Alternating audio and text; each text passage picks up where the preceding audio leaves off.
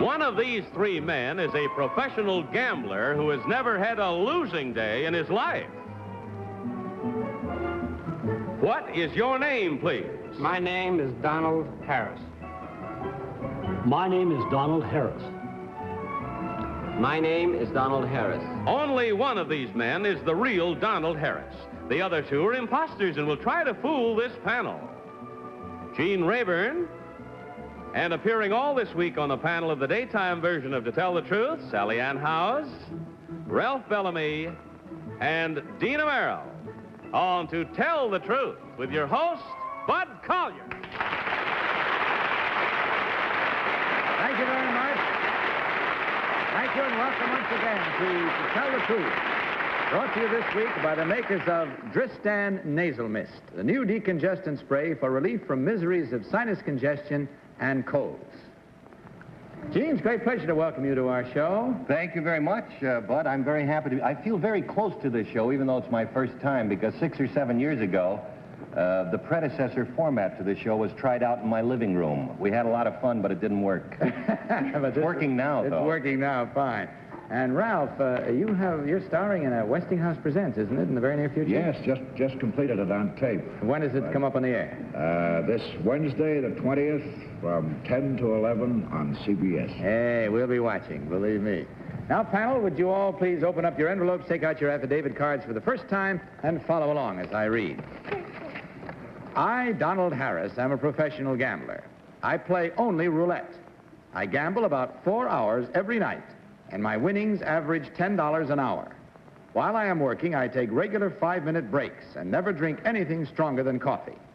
The system I use is one I figured out by myself at home when I was still too young to gamble. I am now working out a new system which, if perfected, should double my take. Since I have been gambling professionally, I have never had a losing day at the roulette wheel. Signed, Donald Harris.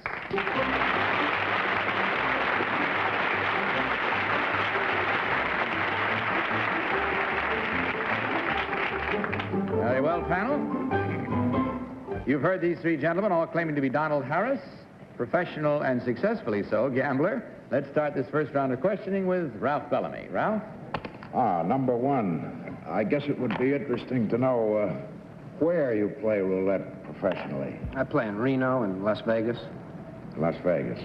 Number two, what's the meaning of the term odds back of the line?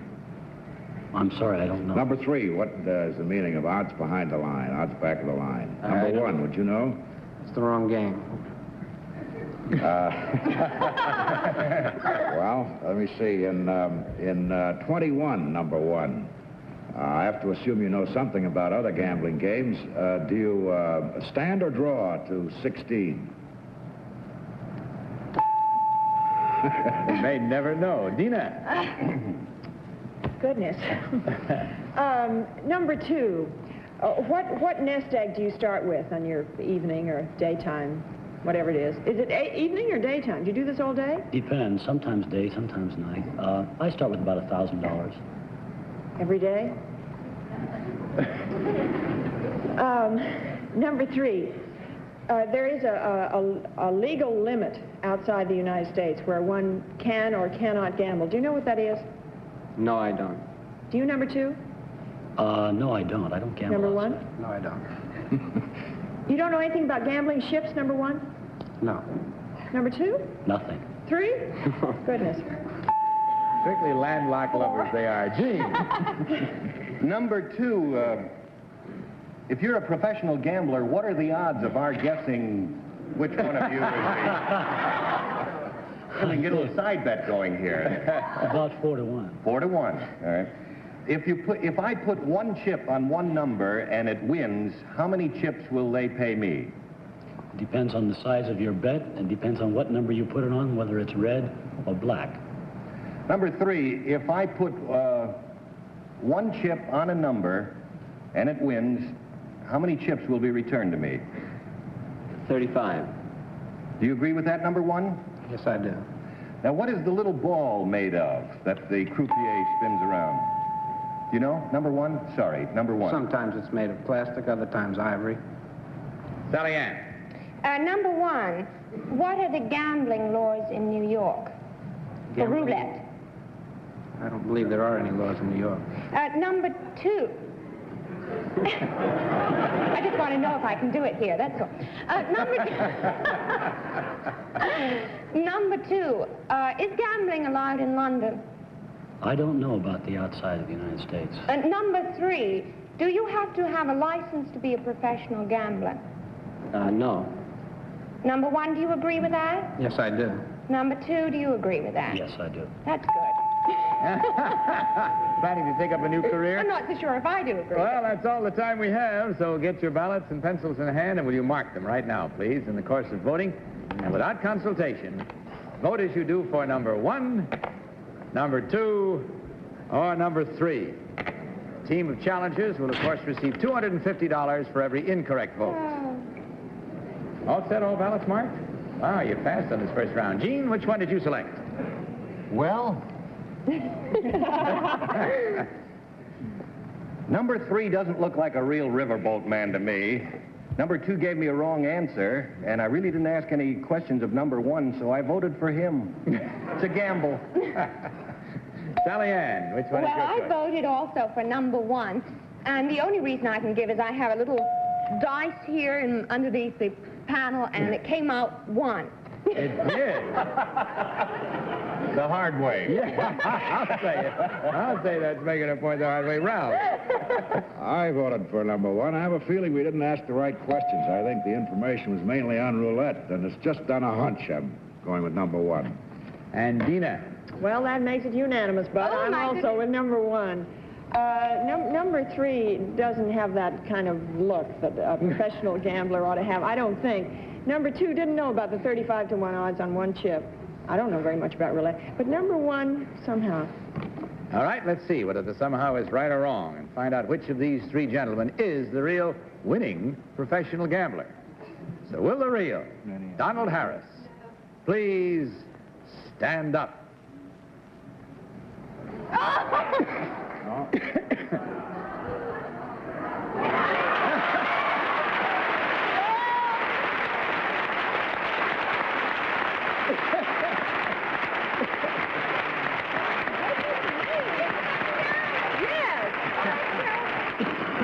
Well, I'm giving up dice, that's for sure. At least those dice that you threw you should give up, huh? Yeah. Is he of legal age to gamble? I guess he is. How old are you? 23. 23 years old. Never had a winning night. How about that? Never had a losing night, I mean. Never a losing night, all winning. Boy, I wish I knew what his new system was. It's going to double its stake. Let's find out about these other 2 gentlemen. Number 1, you garnered all the votes. You really fooled them in this bit of gamble. What is your real name and what do you really do? My name is Larry Davis. I'm vice president of Davis Optical Company, and I fit contact lenses.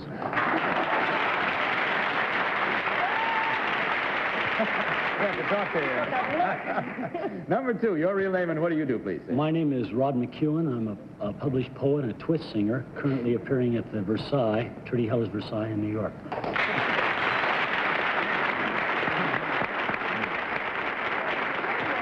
I'd like to note, for all ages, right here and now, that Rod McEwen wrote and recorded those immortal ballads, You Ought to See Oliver Twist, and another one, I Dig Her Wig.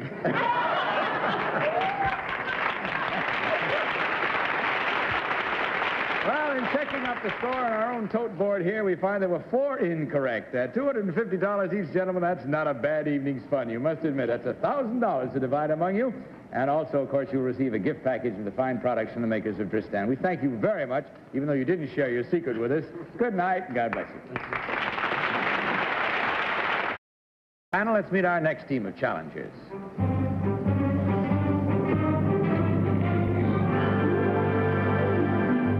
What is your name, please? My name is Juliette Bridgeman. My name is Juliette Bridgeman. My name is Juliette Bridgeman. Again, may I ask you to follow along with your copies of this second affidavit, panel? I, Juliette Bridgeman, am the only woman in the world who makes a living by taking men on fishing trips. I guide groups of from 6 to a dozen sportsmen on organized fishing tours in South America. We specialize in freshwater fish, mostly trout and landlocked salmon. Our trips last from 2 to 4 weeks and take us from the fabulous fishing lakes around Bariloche, Argentina, to the mountain streams near Ushuaia, the southernmost town in the world, just 600 miles from the Antarctic. Signed, Juliette Bridgeman. Panel, these three ladies all claim to be, as you heard, Juliette Bridgeman, fishing guide for men. And we'll start this cross-examination with that intrepid fisherman, Gene Rayburn. Never did it in my life. Number one, tell me, how do you fish? Do you fish from a boat or from the bank of a river? Both. You do from both? Yes. And how many people do you take on the boat at one time? 3 men can fish simultaneously. Number two, how many varieties of trout have you caught, or members of your party? Yeah, I caught 1 rainbow and 1 lake trout, 1 lake fish. All that in how many years of fishing? Oh, Yeah. the varieties, I see. Number three, can you name some of the lakes that you fished on? Traful in Bariloche. Sally Ann. Number 3, when you reel in, is the rod in an upward position or downward position? Depends on how hard the fish is tugging it. Number 2, would you answer that question? Well, when you pull in the fish comes in when you reel it. It comes in just as you want to have it come in. Number 1. It depends upon the weight of it. Whee! This is a good one to catch, isn't it? Hard to land. I think I need the net somewhere. Could I ask you? Quickly? Quickly, would you answer that? Do you, is the rod, I've lost the question myself. Is it up or down when you reel in? Downward. Ralph. Thank you. Number one, what lures or bait do you use for this landlocked salmon? Plugs or spoon. There are about, thousands of different types that one can use. Number two, what's the weight or size, the average weight or size of this salmon? Well, they run from 8 pounds to about 14. Number three, where's your headquarters? Where do you start these trips from? From New York. Dina. Number 3, it's a little off your beat, but what do you catch at Capoblanco? I don't go to Capoblanco.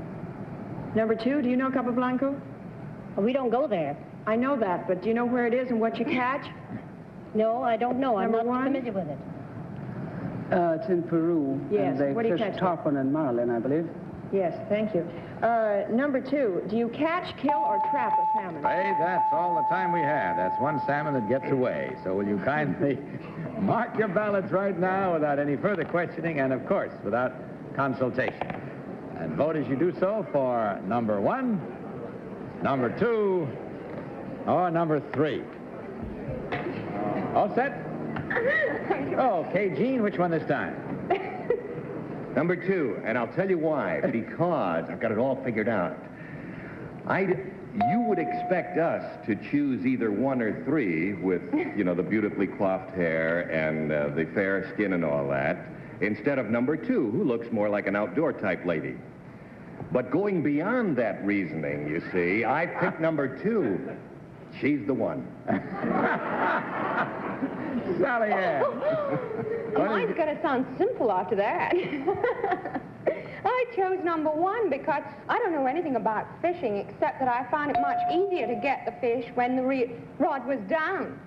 So I'm hoping that that's the correct way of doing it. So as number 1 answered it that way, I vote for number 1. Would you repeat that, please? I voted for number 3, Bud. Again, just a hunch. I'm really baffled tonight, I guess.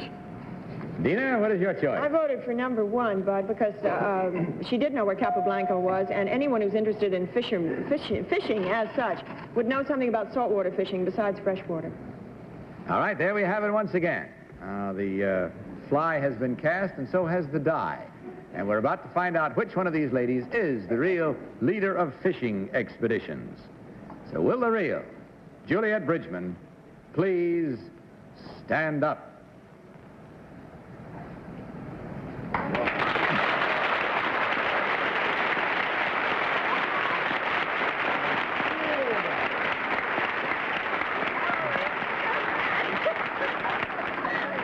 I'm so happy. Gene, you haven't got to know us very well, have you? No, you're pretty sneaky. Number 2, may we have your real name and what you really do, please? Well, my name is Dorothy Brooks. I'm a lawyer, and I'm publisher of the Murray Hill News.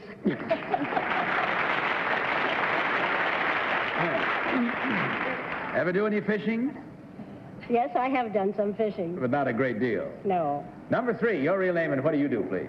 My name is Ann Crotty, and I'm an interior decorator.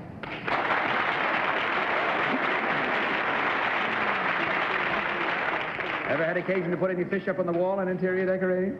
Oh, sometimes. Part of somebody's den. Well, ladies, you did sort of a half and half evening here, which is not too bad when you consider that at $250 each, 2 incorrect votes totals from Tristan to $500. And if you had fun, that more than makes up for any difference you might have had. Thank you very much for being with us. You'll also receive a gift package of the fine products from the makers of Tristan. Good night to you and bless you. Now, panel, let's meet our third team of challengers.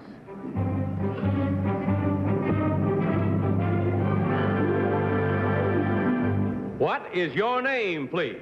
My name is Malcolm Beyer. My name is Malcolm Beyer. My name is Malcolm Beyer.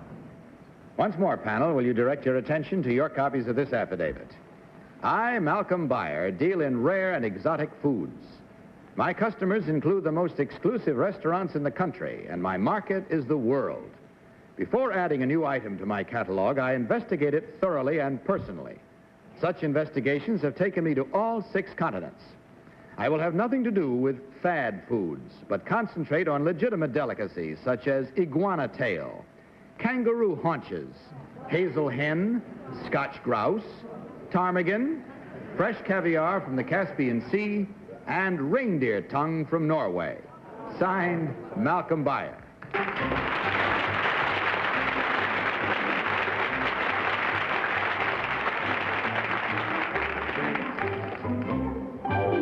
We've just met 3 intrepid gentlemen who might be said to have the courage of their own convictions, food-wise, all claiming to be Malcolm Beyer, dealer in exotic foods. And we'll start this round with Sally Ann Howe. Sally Ann?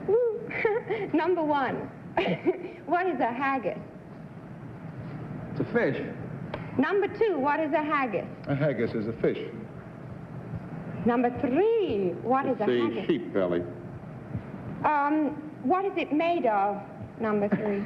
It's made of the intestines of the sheep, the inside of the sheep. Number 1. In which country do they eat caterpillars? Say that again, please. Not for my benefit. In which country do they eat caterpillars? China. Number 2. Which country do they fry ants? See, I'm an exotic food eater myself. I don't import those, so I have no idea. Number 3. Where do they fry ants? I believe in Japan. Ralph. Thank you. Number 1, what's the difference between red and black caviar?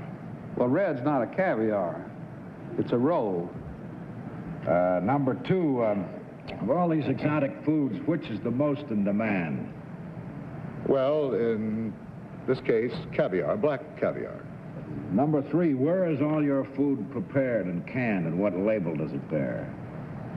It doesn't bear any particular label. Much of it comes in frozen, individual pieces.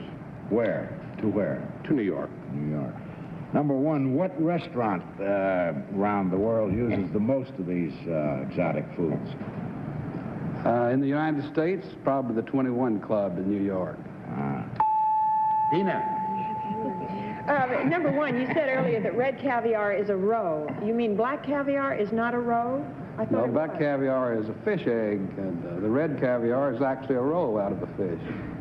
Well, Oh, fish egg. I thought they were the same thing, no? No. No, okay. Number 2, did you go to Australia looking for kangaroos? Well, I have been to Australia looking for kangaroos. I don't really have to go there. They send them to me. What do the Australians think of kangaroos? Are they considered friendly creatures or nice or pests? Or Well, they consider them pests when they have the roundups every year, and that's how I get the kangaroos. Gene, number 1, you mean to sit there and tell us that you'd kill a reindeer and eat its tongue? Would you do that? I'm afraid I would, yes. Number 2, how about giving us a recipe for kangaroo haunches? All right, a recipe for kangaroo haunches. Excuse me, I'll be back when you're finished. Can you tell us how kangaroo haunches are prepared? Remember, you're under oath now, number 2. The same way that you would prepare venison or any kind of game. Marinate it and broil it or bake it. Do you hang it? Well, you hang it, yes, for a while before you eat it. Hang the kangaroo while you get his paunch. I bet you get a kick out of that recipe, don't you? How much is caviar? We've come to the end of it again. We can't dine exotically anymore at the moment, but simply write down your own menu for the one that you think is the real one. Without consultation, vote now, if you will, for number 1, number 2, or number 3. All set? My, you are fast tonight. Gene. Well, Bud, these really have me confused, so I've got a little message for you.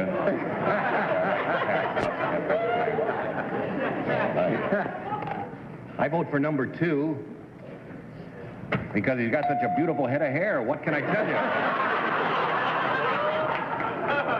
Sally Ann, which is your selection? Oh, I voted for number 3 because he was the only one out of the 3 that knew what a haggis was.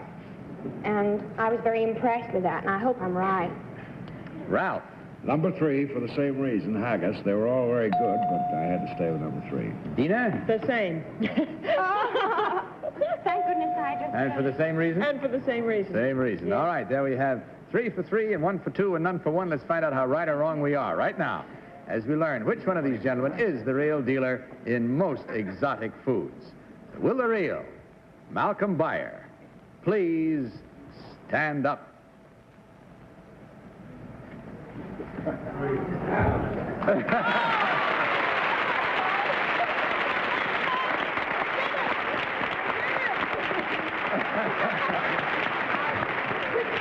Yes, I guess the haggis was the one that tipped the apple cart in that one. But nonetheless, let's find out about you other 2 gentlemen. Number 1, would you tell us your real name and what you really do? Yes, my name is Patrick Young. I'm a lieutenant colonel in the Marine Corps, and I'm the Marine Corps information officer in New York.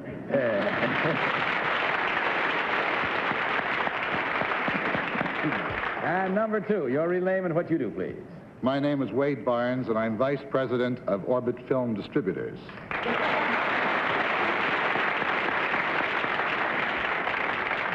Just to keep the record straight, Malcolm Beyer is president of the Iron Gate Products Company. Is that correct, sir? That's correct. Right. I wish I could have had camera shots exclusively of Dina while Sally Ann was asking about the caterpillars.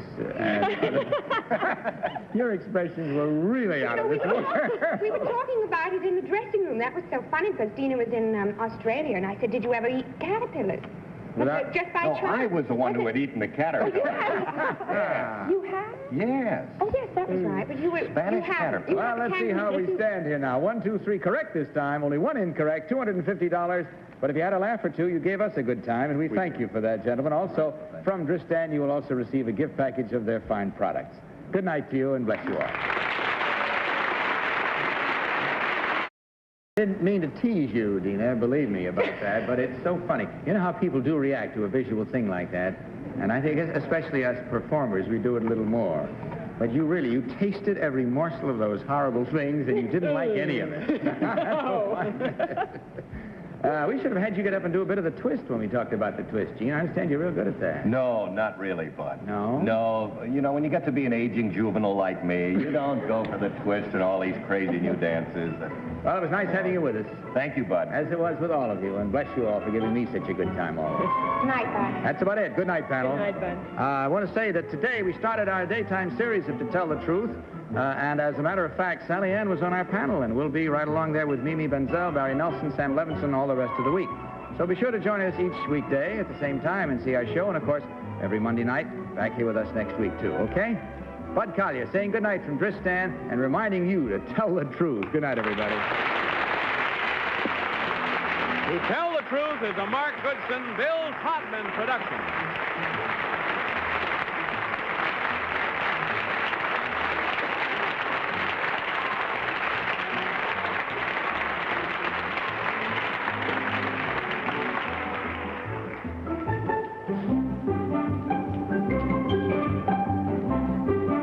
Tell the Truth has been brought to you tonight by Sleep Ease, the non-narcotic sleeping tablet for a good night's sleep. That's Sleep Ease. This is Johnny Olson saying good night, for to tell the truth, this program was pre-recorded.